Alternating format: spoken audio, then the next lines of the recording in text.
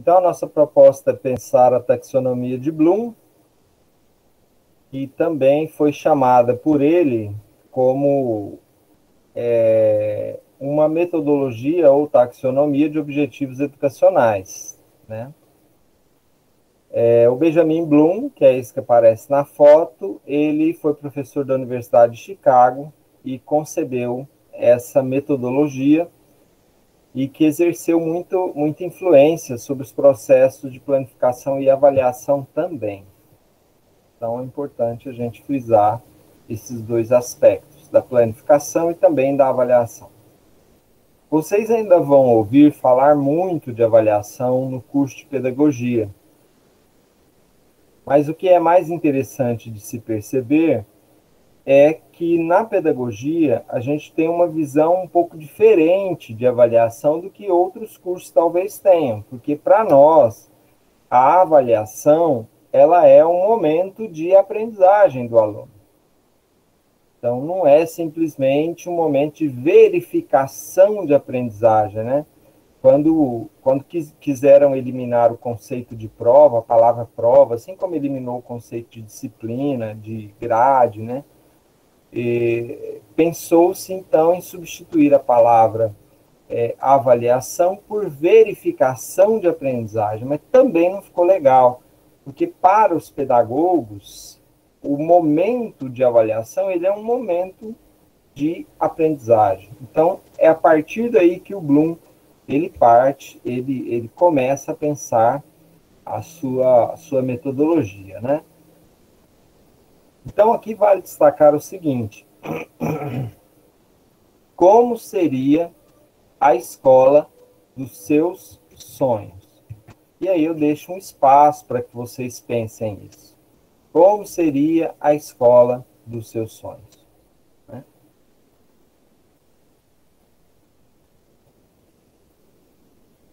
E foi essa justamente a proposta que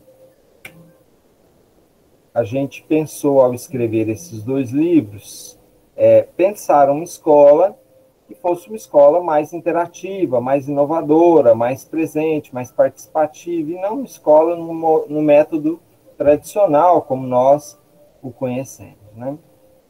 Um autor que vocês ainda vão ouvir falar no curso, que é o Edgar Morin, e um livro fantástico dele, que é o Cabeça Bem Feita, ele vai dizer o seguinte, que em vez de uma cabeça cheia de conteúdo, no século XXI, o que se busca e o que se deseja são cabeças bem feitas, ou seja, pessoas que não apenas sabem receber conteúdo, pessoal, mas elas sabem também pensar esse conteúdo, o que é mais elementar, né? Então, aqui a gente parte de algumas ideias gerais da BNCC para a gente entender que a taxonomia de Bloom ela dialoga com a BNCC de uma forma muito interessante, porque os 10 princípios que regem a BNCC são, primeiro, o conhecimento, ou seja, valorizar e utilizar conhecimento sobre o mundo físico, o mundo social, o mundo cultural, o mundo digital, o pensamento crítico, criativo e científico, a questão do repertório cultural, ou seja, aquilo que você sabe, aquilo que você traz, aquilo que a criança traz da casa dela, do cotidiano dela. Investir muito nessa questão da comunicação, ou seja, muito mais que dar aula. A aula tem que ser um diálogo, tem que ser uma dialogicidade, tem que ser uma comunicação. Né?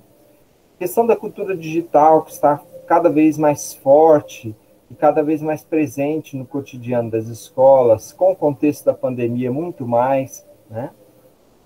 Questão do trabalho e projeto de vida, que é uma inserção recente, né? A questão do projeto de vida é uma inserção recente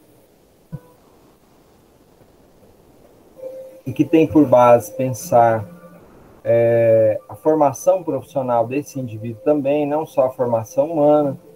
Questão da argumentação, ensinar a argumentar, ensinar a debater ideias, autoconhecimento e autocuidado, questão da empatia e cooperação, atividades que levem essas crianças a cooperarem, a trabalharem juntas, a saberem trabalhar juntas, né? E a questão da responsabilidade e cidadania. Então, são esses princípios que dialogam, de certa maneira, com a formação de habilidades que está presente na taxonomia de Bloom. E aí uma imagem que a gente utiliza no livro, né, que é uma imagem que inclusive vocês mencionaram em aulas anteriores, e que a sala de aula ela tem que ser pensada não a partir do professor, não a partir do conteúdo, não a partir das regras, não a partir da matriz, não a partir do currículo, mas a partir da realidade daqueles que estão ali presentes. Muito mais importa conhecer quem está presente em sala de aula do que necessariamente enfiar conteúdo goela abaixo desse indivíduo. Isso não tem importância, pelo menos a priori, né? E aí vem o questionamento, então, que a gente mencionava no início, né? O que é avaliar? Avaliar é medir, avaliar é qualificar, avaliar é examinar, avaliar é emitir uma nota, classificar o aluno, ou avaliar é constatar que o aluno aprendeu. E aí eu chamo a atenção de vocês para o fato do que já foi mencionado. Avaliar não é nenhuma dessas coisas a priori. Porque avaliar é levar o aluno a aprender ainda mais aquele conteúdo que está sendo trabalhado, né? Então, quando a gente pensa em avaliar, a gente pensa numa série de habilidades que podem, no momento da avaliação, serem trabalhadas com esse aluno, com esse estudante. Ou seja, aprender a analisar, aprender a identificar, aprender a observar, a investigar, aprender a posicionar-se, né? Então, todos esses princípios são princípios ligados à lógica do novo modelo de avaliação que se tem hoje, né? De modo que a gente pode pensar uma avaliação no estilo tradicional, que é uma verificação, ou a gente pode pensar uma avaliação dentro do aspecto construtivo, né? Que é o quê? Questão de trabalhar habilidades, de trabalhar competências, de contextualizar aquilo que se está buscando saber. Então, não é algo que o aluno decora e depois ele coloca na prova e tira 10. Mas é algo que o aluno, ao estar diante de uma questão, de um problema, de uma pergunta, ele vai refletir sobre isso. E a reflexão é o que está sendo parametrizado, ou seja, é o que está sendo medido. Como é que ele foi capaz de pensar aquele conteúdo, tá? Então, aí nós temos a taxonomia de Bloom, como essa proposta de uma forma de avaliação. E a taxonomia de Bloom, ela é baseada em 3 características, que são a cumulatividade, ou seja, aquilo que o aluno foi capaz de acumular de determinado conteúdo, a hierarquia, ou seja, a ordem classificatória dessas aprendizagens, e a questão do eixo comum, ou seja, em qual linha se está trabalhando. As avaliações, de acordo com o Bloom, elas têm que exigir do acadêmico, do aluno, do estudante, transformação, ou seja, ela precisa fazer com que o aluno mude a sua maneira de pensar, e interpretação, que é o quê? É fazer uma análise mais profunda daquele objeto de conhecimento, e também a extrapolação, que é ensinar o estudante a ir além da própria pergunta, tá? Mas aí a gente sempre tem um problema, né? Porque existem professores mais tradicionais e professores que extrapolam demais esse conjunto, né? Então, o professor na aula, ele explica lá 2 mais 2, e aí no quadro, 4, né? 700 mais 300, 1.000, e aí na prova ele vai e pergunta assim, né? Existem dois cavalos voadores, um azul e o outro foi para a direita. Qual o peso da girafa, sabendo que a formiga anda?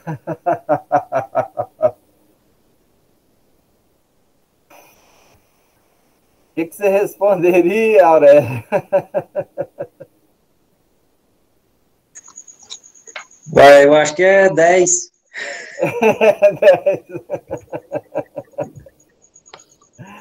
Ai, gente, não é fácil, não. Ai, ai.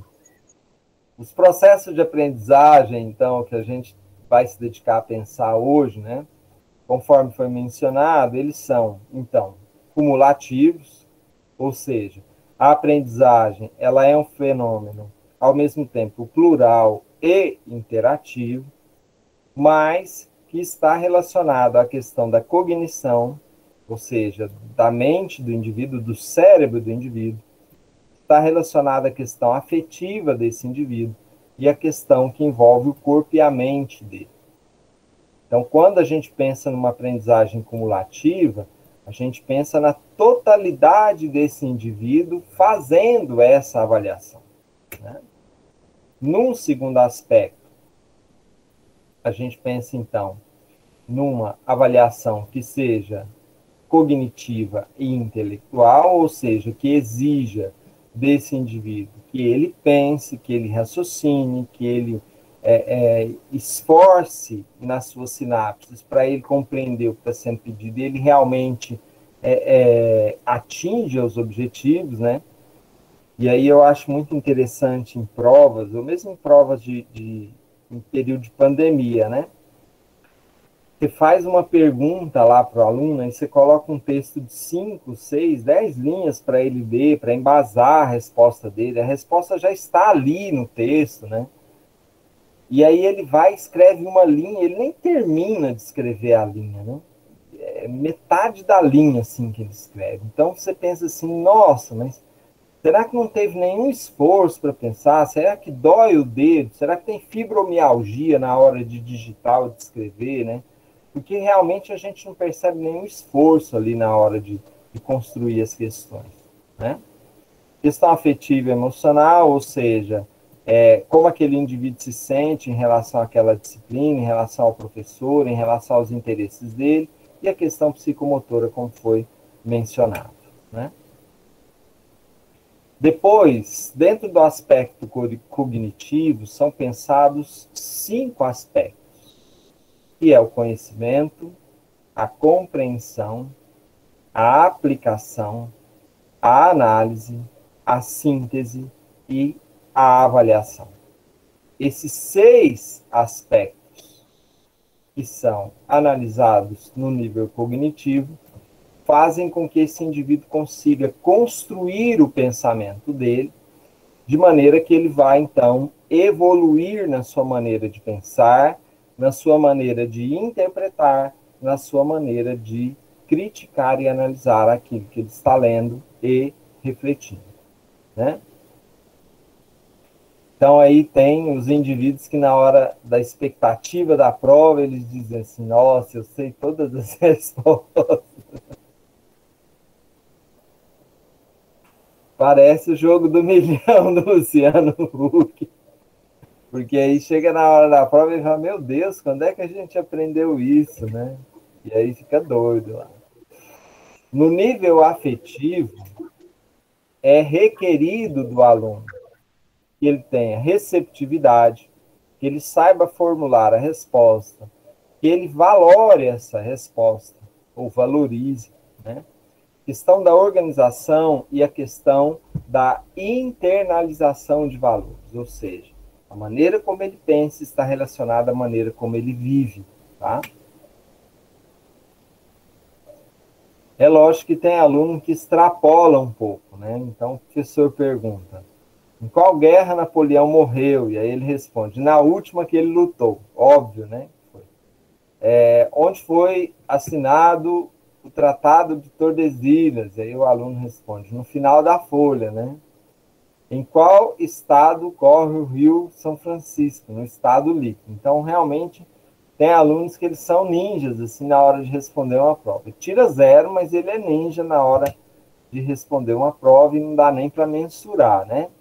Então, a gente está pensando nos três aspectos, né? O aspecto motor, o aspecto racional ou cognitivo, o aspecto afetivo e o aspecto psicomotor.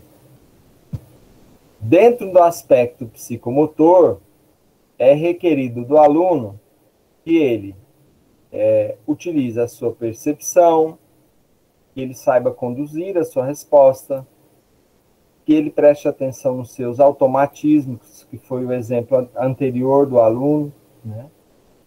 Que ele saiba formular respostas complexas, adaptação e também organização do seu conhecimento. Tá?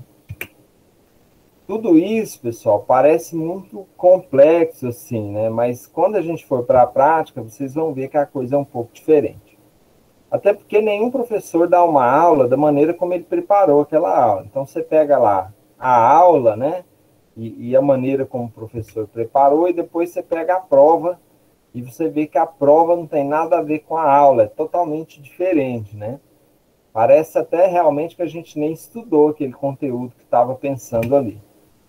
Então, para evitar isso, a taxonomia de Bloom, ela de fato serve para a gente conseguir pensar uma questão, um texto, um problema de formas muito variadas, e essa é a ideia dessa revolução que é chamada de metodologia ativa, né? Quando a gente pensa nessa metodologia de Bloom do ponto de vista revisado, né, que é o mais atual, a gente pensa numa atividade na qual o aluno vai recordar, ele vai compreender, ele vai aplicar, analisar, avaliar, e ele vai usar a sua criação, a sua criatividade, o seu poder de criação. E aqui estão os 6 níveis dessa taxonomia, né?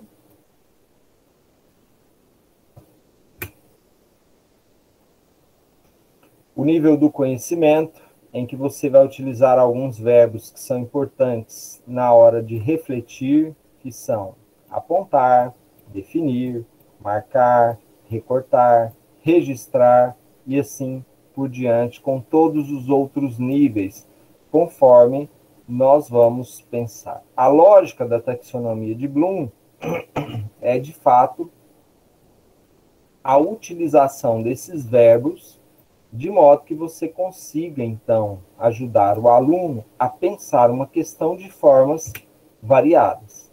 Quando você consegue fazer isso, você tira o aluno de uma situação de passividade, na qual, se você medir a temperatura desse aluno, não vai dar nem 35 graus, ele está completamente apático, para uma realidade na qual você faz o aluno, então, sair de si e começa, então, a produzir sinapses melhores no cérebro dele, fazendo com que o cérebro evolua e amplie o seu grau sináptico. E aí eu trago como proposta, conforme no texto, a escola dos meus sonhos do Frei Beto, lá nos anos de 1996, eu tive a oportunidade de assistir uma palestra do Frei Beto lá em São Paulo. É um cara genial, assim, pouco discutido hoje, mas um cara realmente genial. Eu vou começar a leitura, depois alguém continue essa leitura, por favor. A escola dos meus sonhos. Na escola dos meus sonhos, os alunos aprendem a cozinhar, a consertar eletrodomésticos, a fazer pequenos reparos de eletricidade e de instalações hidráulicas, a conhecer mecânica de automóvel, de geladeira e algo de construção civil. Trabalham em horta, marcenaria e oficinas de escultura, de desenho, de pintura e música. Cantam no coro e tocam na orquestra. Uma semana ao ano integram-se à cidade ou na cidade ao trabalho de lixeiros, enfermeiras, carteiros, guardas de trânsito, policiais, repórteres, feirantes, cozinheiros profissionais. Assim, aprendem como a cidade funciona por baixo, mergulhando em suas conexões que à superfície nos asseguram a limpeza urbana, o socorro à saúde, a segurança, a informação e a alimentação. Alguém continue, por favor.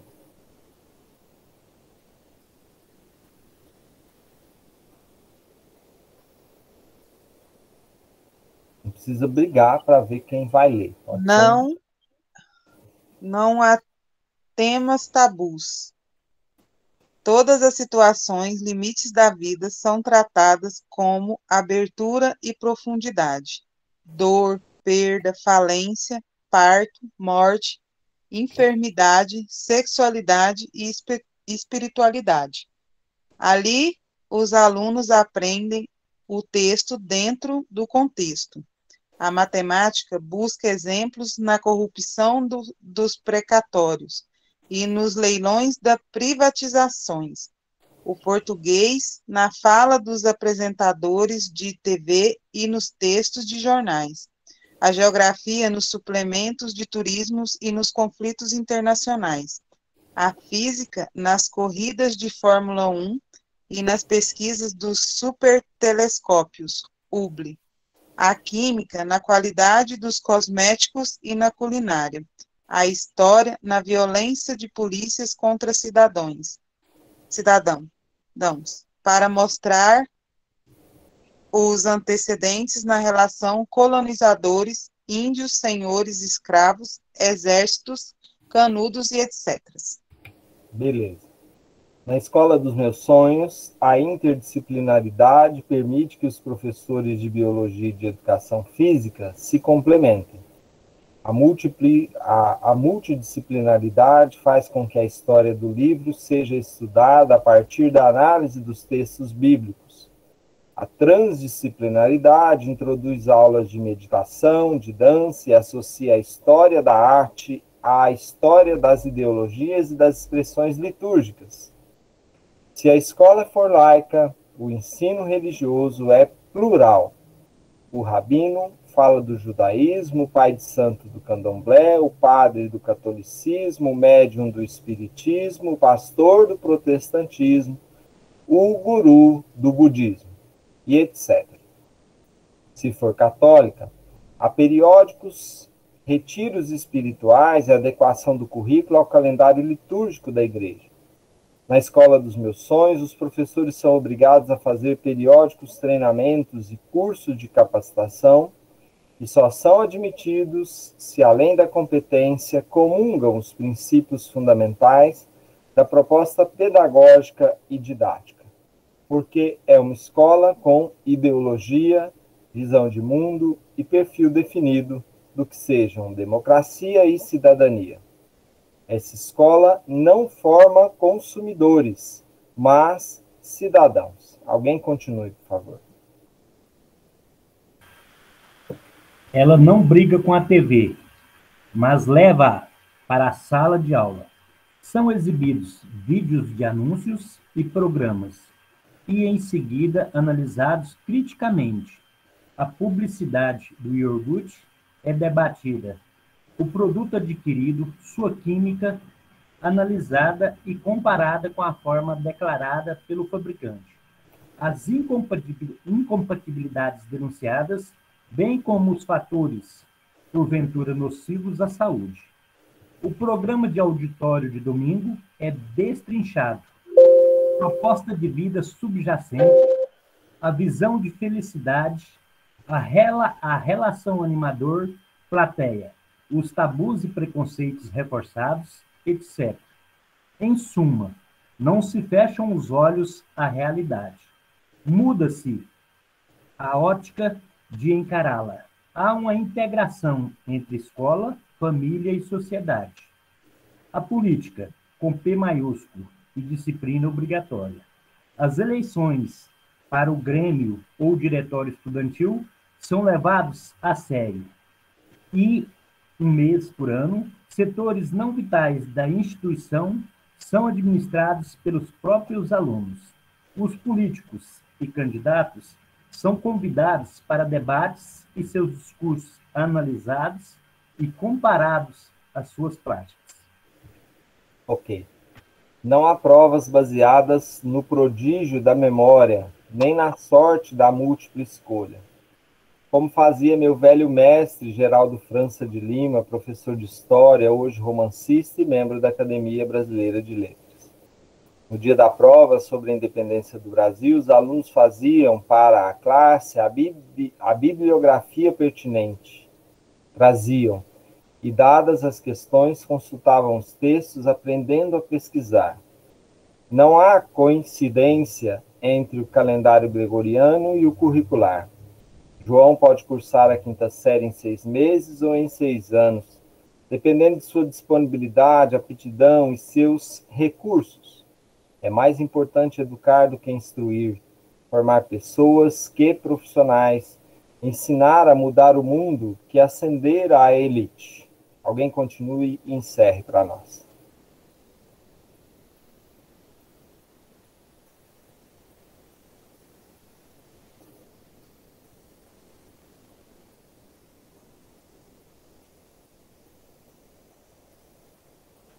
Dentro de uma concepção holística, ali a ecologia vai de meio ambiente aos cuidados com nossa unidade, corpo e espírito.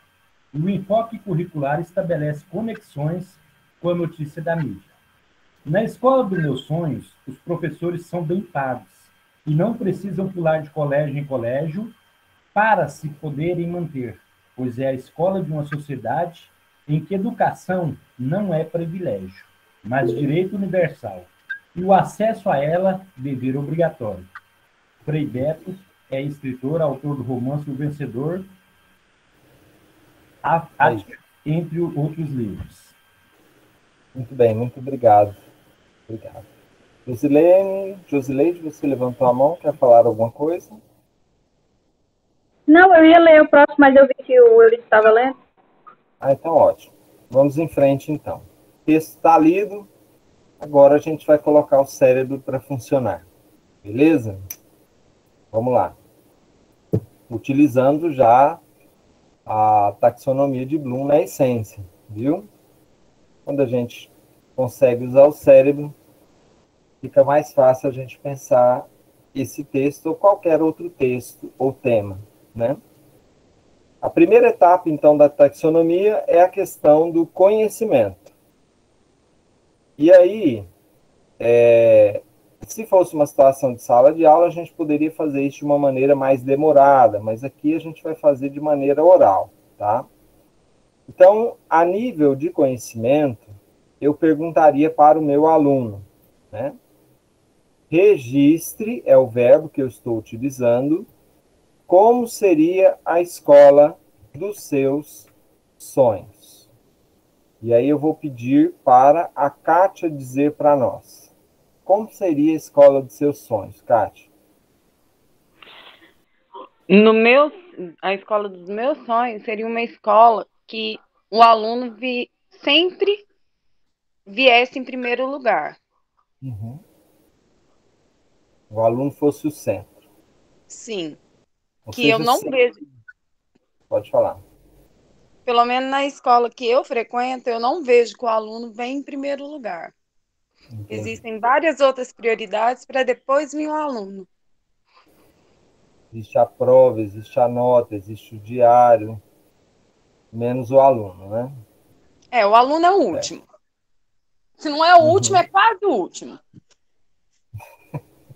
Entendi. Segundo nível. Primeiro nível, conhecimento. Segundo nível, compreensão. O verbo é descreva um aspecto da escola dos seus sonhos, Michele.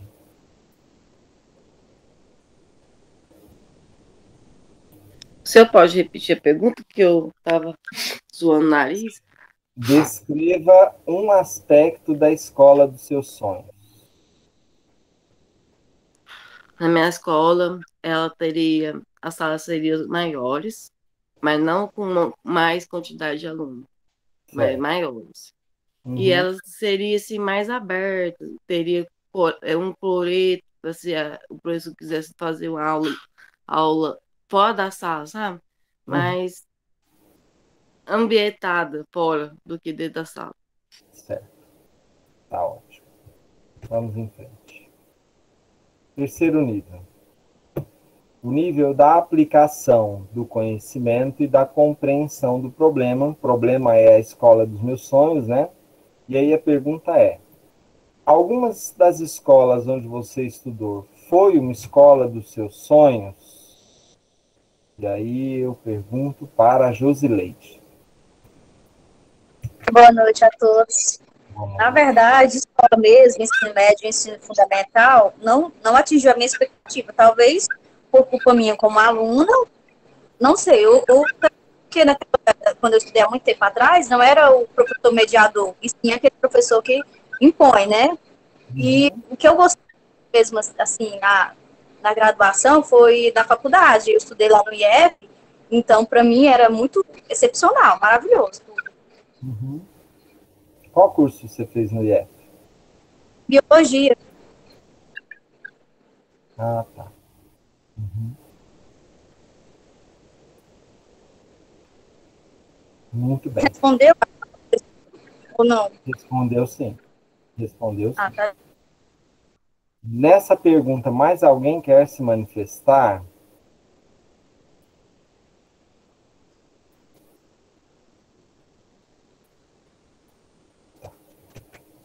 Quarta pergunta. Análise.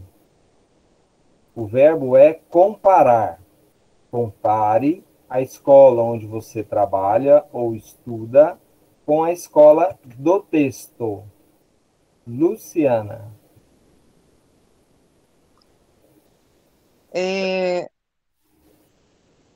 Uai, professora, a escola do texto é uma escola que tem várias coisas, né? Que as escolas que a gente frequenta, assim, não tem. Eu acho que, principalmente as escolas municipais, falta muita infraestrutura para coisar os alunos, sabe? Para manter os alunos lá. Sim. O mínimo seria um ar-condicionado, né? É o mínimo do mínimo, assim. Eu acho que, assim, professor, o ar-condicionado ainda é um luxo. Eu estou falando, assim, de didático mesmo, sabe? Computador, né? Que os alunos das escolas municipais não têm. Você vê, aqui no Quirinópolis, eu vou dar um exemplo. Aqui no Quirinópolis, para a escola dos meus sonhos aí, igual do texto, o que está mais ou menos dentro do padrão é o Expansão e o São José. Uhum. Entendi. Mais ou menos. As escolas municipais daqui não tem nada, professor. São privadas, né? Diga-se de passagem. E aí os alunos perdem, né? Porque aí os alunos não vai fazer um vestibular, vai passar igual nós mesmos, igual a gente está aqui. Aí a gente não tem conhecimento, né? De internet, não tem isso, não tem aquilo, e aí não tem quem culpar também, né? Porque vários culpados. Eu acho que essa frase sua no final é bastante interessante. Não ter a quem culpar, né? Ter tem, mas se a gente sentar e ficar chorando e for culpar a estrutura, aí também a gente não caminha. Aí o que eu tava falando assim, que a gente não tem quem culpar e na realidade tem vários culpados, né, professor? Justamente. E como a gente que já é assim menos inferior com dinheiro, aí a gente não tem como dar um padrão também para os filhos da gente, por exemplo, né? Porque aí tem que ser o vestibular. E aí não pode ser um cursinho que vai pagar e tal. E aí a gente acaba perdendo. Aí a escola dos nossos sonhos só fica nos nossos sonhos mesmo. E tem um outro fator que eu acho importante, que é o seguinte. Por exemplo, a gente tem duas escolas de tempo integral em Quirinópolis, né? Uma de anos finais, sexto a nono ano, e outra de ensino médio, que é o Independência. Também pega alunos de nono e oitavo ano, né? O que essas escolas nos ensinam? Elas nos ensinam que nós ainda, que a nossa cabeça, que a cabeça do aluno e que a cabeça do professor, ela ainda está fortemente engessada no modelo tradicional de escola. O qual é o modelo tradicional de escola? Aula, aula, aula, aula, aula, aula e mais aula. Né? O fazer, o conviver, o refletir, o debater, estão longe desse processo. Né? Então, assim, essa mudança dessa escola tradicional para a escola dos meus sonhos do Frei Beto, ela é uma mudança que acontece ou que tem que acontecer professor a professor. E aí eu falo da minha experiência. O dia que eu descobri que o conteúdo é importante, mas que eu não preciso trabalhá-lo de uma maneira tradicional e ainda assim o aluno vai aprender, eu me libertei por completo do processo. Né? E eu já falei isso uma dezena de vezes para vocês. Não é a primeira vez que eu falo isso. Né? Está escrito no livro também. E fora que você leu no livro, né, Aurélio? Esse Aurélio... O dia que você compreendeu isso, você deixou de dar aula. Parei de dar aula, porque você para mesmo, né? Aqui a gente ainda tem essas aulas expositivas, porque realmente algumas questões precisam ser trabalhadas de maneira expositiva. Mas o que a gente pode socializar com o aluno, Aurélio, meu Deus, tem que socializar, não tem outro jeito. Pode falar. Nessa questão da análise, eu sei que você já colocou outra aí, mas na questão da análise, se fosse para mim falar assim, comparar, né, com que a escola que a gente vive com a escola que a gente do texto com a escola que a gente tem hoje, porque assim, na última aula sua, eu fiz uma crítica a alguns professores e vou tornar a fazer, porque aqui no meu dia a dia, além de eu já me sentir um professor em formação, né? Ser um professor em formação, eu tenho uma gama maior para me comparar as coisas. Além das escolas que eu já estudei, a minha esposa está fazendo um outro curso na UEG. E assim, os colegas que não assistem o que eu assisto, é uma discrepância enorme. Então, eu gostaria, assim, eu queria comparar que os professores deveriam pensar igual. Na escola dos meus sonhos, os professores pensam igual, pensam no aluno. O aluno é o centro. Isso. Porque, por exemplo, só para você ter uma noção, vocês aqui, os principais da pedagogia, estão lutando para que todos os alunos caminhem juntos, nenhum a menos, né, como vocês têm você disse, esse lema, né, enquanto na outra disciplina, na outra turma que a minha esposa está estudando, não tem a menor preocupação.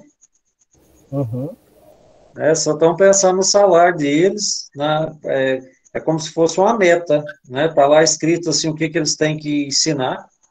Se ele não bater aquela meta de passar aquele conteúdo daquela aula, nossa senhora, o mundo acaba. Isso já dá um resultado de metade dos alunos já desistiu. De agosto para cá, metade dos alunos já saíram do curso. Olha aí. Não adianta, cara. Não adianta. Pode falar, Cleonice.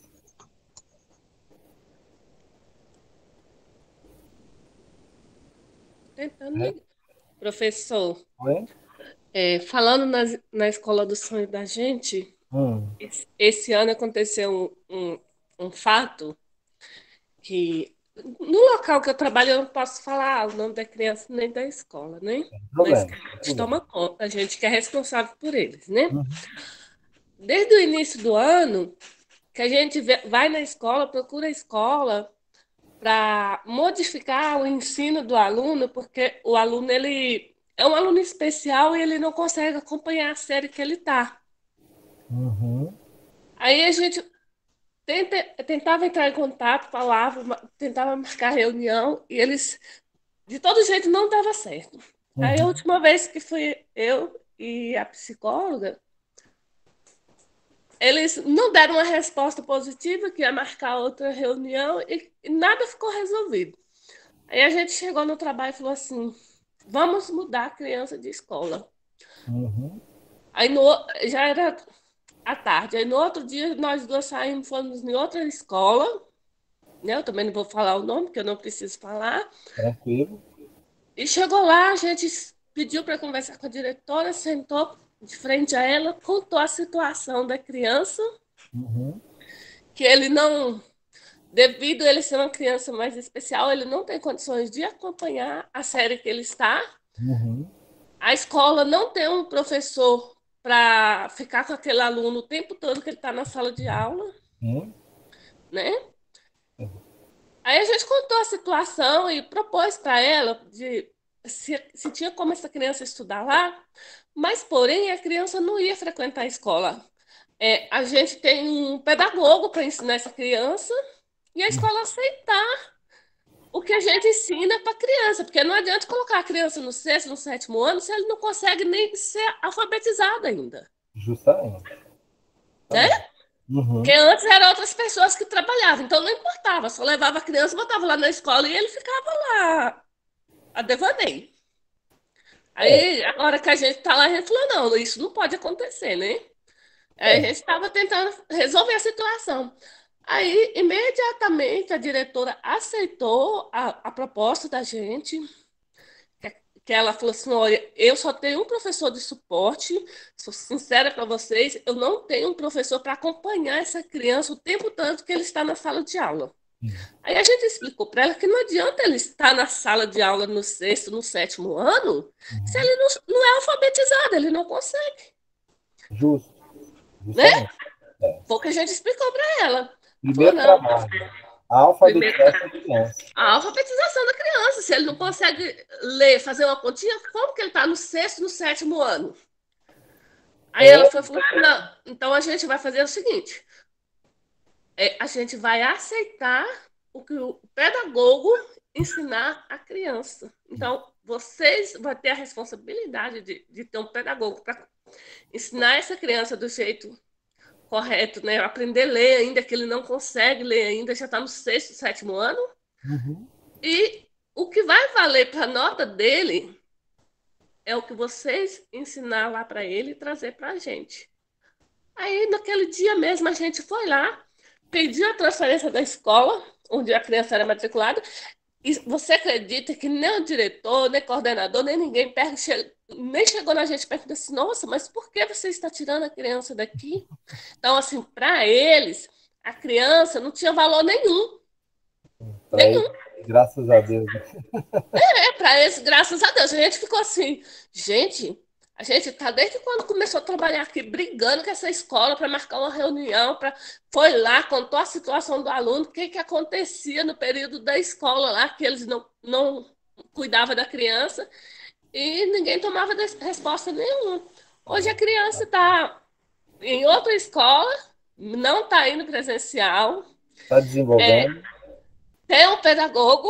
Você acredita que ela já está conseguindo ler, falar sílabas, contar de 1 a 100, fazer a continha fazer as continhas mais simples, coisa que a criança estava já no 6º ano e não conseguia soletrar as palavras.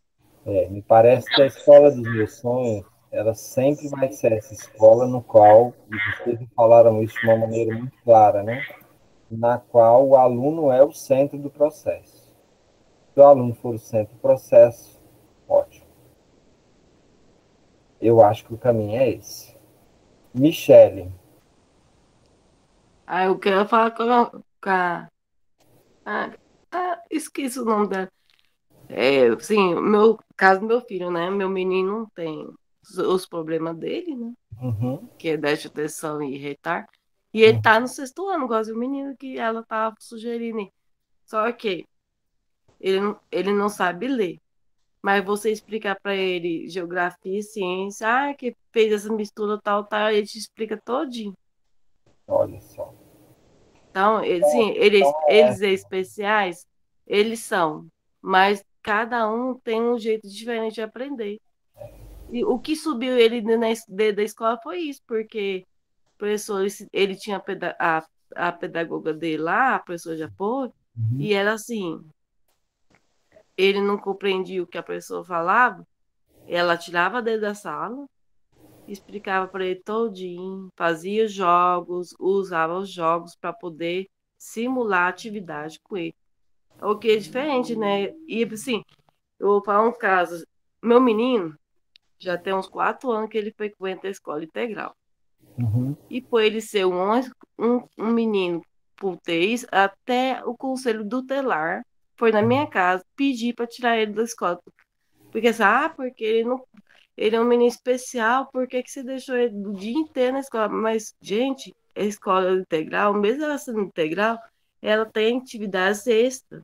Ele não vai ficar só dentro de uma sala de aula. É isso, né? Uhum, e aí eles ficam achando que eu tô fazendo maldade, eu não tô. Eu tô pondo ele ter atividades que, se ele estivesse na escola que fosse coisa, ele estaria dentro da sala já, não ia poder nem sair de fora.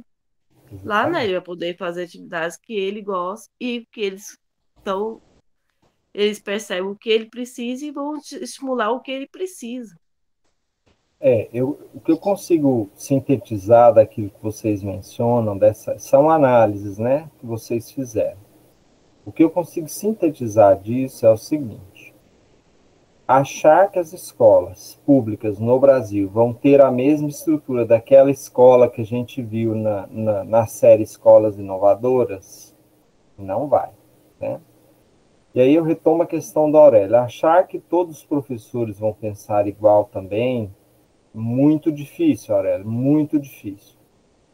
Para você ter uma ideia, essa taxonomia de Bloom, ela foi trabalhada em todas as escolas de todo o estado de Goiás, no ano de 2019. Eu quero que você me aponta uma pessoa que esteja trabalhando com isso hoje em sala de aula. Não tem. Não tem. É muito difícil você encontrar. Se encontrar, você pode falar, mas não tem. Então, assim, eu acho que 2 aprendizados, eles serão muito importantes para nós quando essa disciplina se encerrar na semana que vem. Qual é o primeiro aprendizado? O que vocês, de fato, na minha opinião, aprenderam nessa disciplina? Que o professor sozinho não faz a aula. Não faz. É o professor e o aluno. O aluno tem que se envolver no processo. E a questão não é se o aluno está com celular, não está com celular, mesmo no ensino superior. Não é essa a questão. Ele pode até estar com celular, né? Mas a questão é se ele está envolvido nesse processo. E estar envolvido no processo é ler o texto, é elaborar questões, é elaborar uma fala sua, é participar.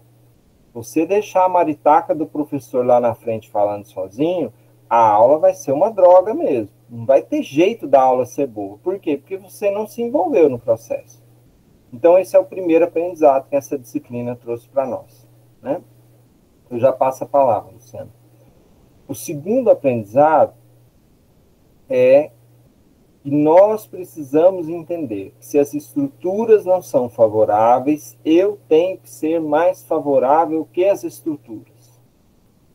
E aí, quando você fala isso para o professor, ele vira e fala assim, mas aí eu vou ter que trabalhar mais?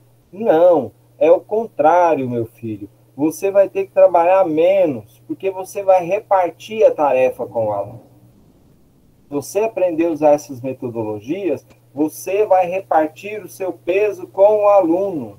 Vai ficar mais fácil, em vez de ficar mais difícil. Justamente, Eurípides. Fala, Lu. Professor, assim, sabe, na prática, para aluno pequeno, que o senhor falou, vale, mas para a gente que é grande, acho que não vale muito, não.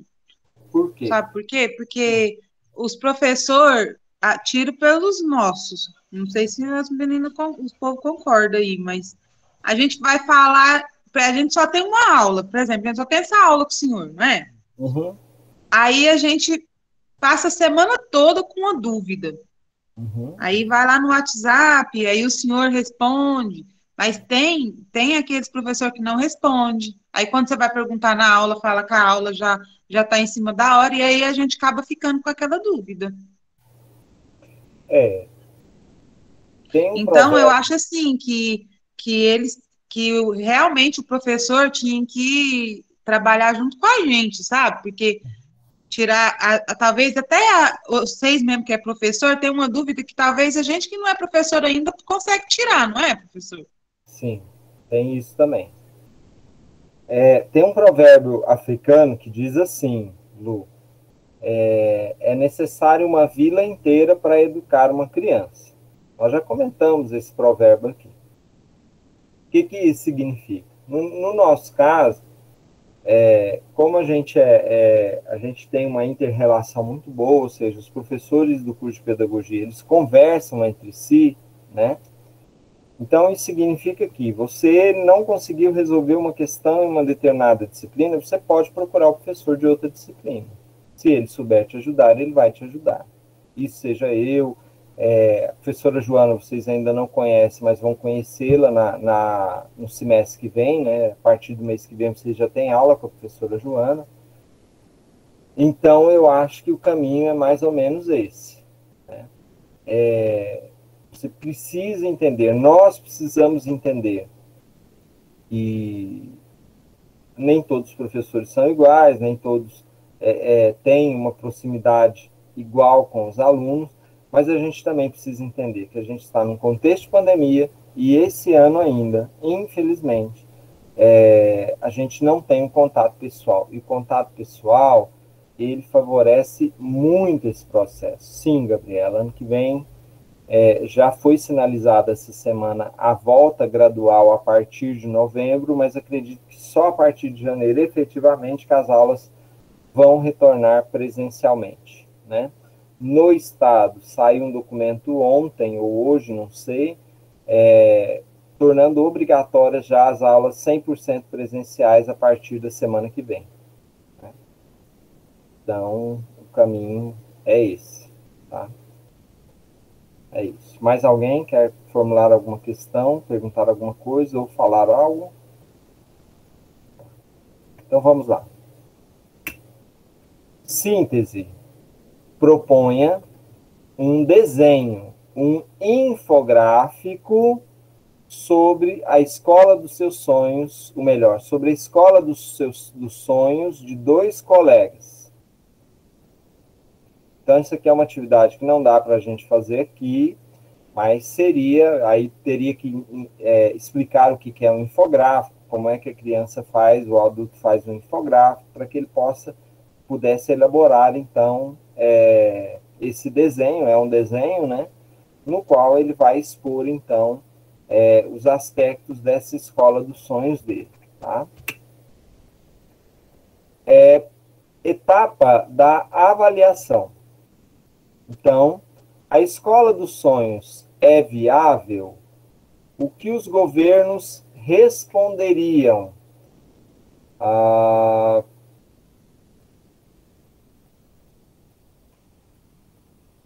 Cássia, você melhorou? Estava com dor de cabeça, Cássia.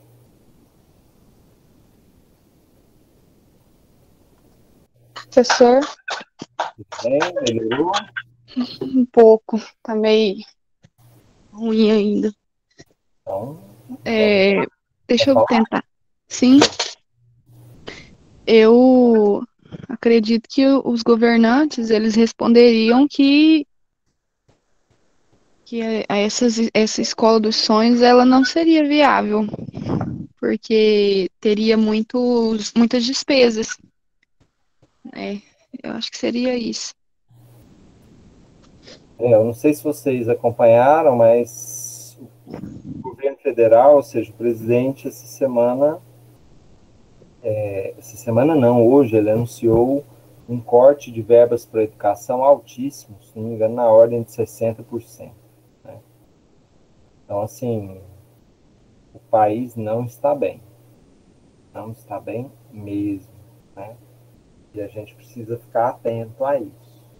E tende a faltar de tudo nos próximos meses ou nos próximos anos, né? Então, vamos ver como é que o carro anda, como é que a carruagem anda nesse sentido, tá? Se do jeito que está já está faltando tanta coisa, né, professor? Se cortar, continuar tendo esses cortes, onde Ainda. vai parar a nossa educação, né? Luciana, pode falar. Responde para nós, professor, como seria a escola dos seus sonhos, já que nós tudo falou. Olha só.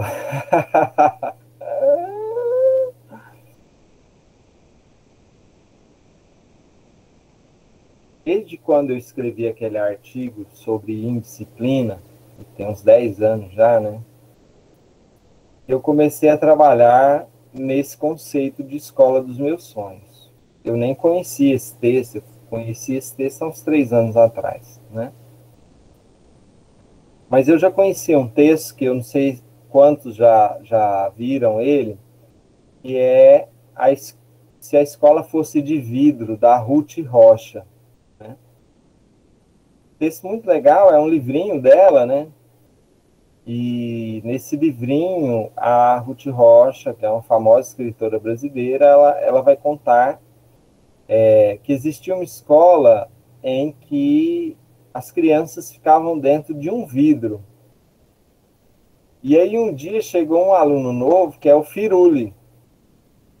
E o Firuli não parava dentro do vidro. E quando as crianças viram que o Firuli não parava dentro do vidro, elas começaram a sair do vidro também. E aí inicialmente virou uma bagunça, mas depois ninguém mais queria entrar dentro do vidro, né? O que é o vidro, né? O vidro é a regra, é a norma e assim por diante, né? Tem um filme, Lu, muito legal sobre isso. Tem vários, né? Mas tem um que é bem interessante, que se chama A Sociedade dos Poetas Mortos. E o filme mostra a história de um professor que pensava uma escola dos sonhos a partir da prática dele. Então, qual é a minha resposta para a sua pergunta? A escola dos meus sonhos, ela não é uma escola perfeita e ela não é uma escola de alunos perfeitos. E nem uma escola em que o professor acha que ele é perfeito. Muito pelo contrário. Ela é uma escola feita de pessoas imperfeitas, mas de pessoas que estabelecem um compromisso umas com as outras. Ou seja, eu me comprometo com vocês. Eu me comprometi com vocês ao longo desse semestre nosso. Né? Me comprometi a preparar minhas aulas, me comprometi a fazer aulas com algumas variações, me comprometi a levar vocês a um grau de consciência, de vocês entenderem que o conhecimento é vocês que têm que construir e não eu que tenho que despejar. Então, se você tem essas concepções, Lu, você consegue mudar a rotina da sala de aula e promover uma gestão realmente significativa dessa rotina em sala de aula. E isso vai fazer sentido para o aluno, para você, para o pai e para a escola. Né? Em vez de só falar, você vai ajudar o aluno a lembrar, a conhecer, a aplicar o que ele sabe, a avaliar e a sintetizar esses conhecimentos. Né?